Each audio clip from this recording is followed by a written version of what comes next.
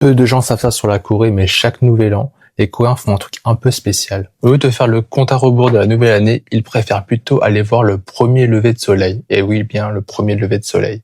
Et non, ce n'est pas juste pour prendre des jolies photos et les poster sur Instagram. En Corée, il y a une vraie culture autour de ça. On croit que si tu fais un vœu en regardant le premier lever de soleil de l'année, il peut se réaliser. Comme une étoile filante entre guillemets. À Séoul, la plupart des gens montent sur des petites montagnes. Le problème, c'est que le lever de soleil, c'est genre à 5h, 6h du matin, et qu'en Corée, il fait hyper froid. Donc marcher dans le froid, honnêtement, tout le monde n'a pas la motivation. Donc si jamais t'es en Corée et que tu veux pas faire une rando à l'aube, il y a une autre solution hyper populaire et trendy, c'est d'aller à la Han River. Donc les gens s'y installent tranquillement et attendent le soleil, font leurs vœux en silence et commencent l'année comme ça. Perso, j'ai pas encore du tout réfléchi à mes objectifs 2026, mes bonnes résolutions et à potentiellement un futur vœu. Si jamais t'es à Séoul pendant le nouvel an, je te conseille vraiment d'essayer. Ou même si t'es pas à Séoul et que t'es à Paris ou en France, tu peux aussi essayer de te lever hyper tôt pour faire un vœu.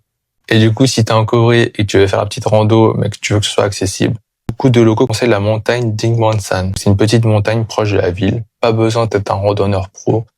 Tu peux y aller et franchement, la vue est idéale pour voir le lever de soleil. Même si tu crois pas trop au vœu, en fait, c'est l'ambiance qui compte, le moment.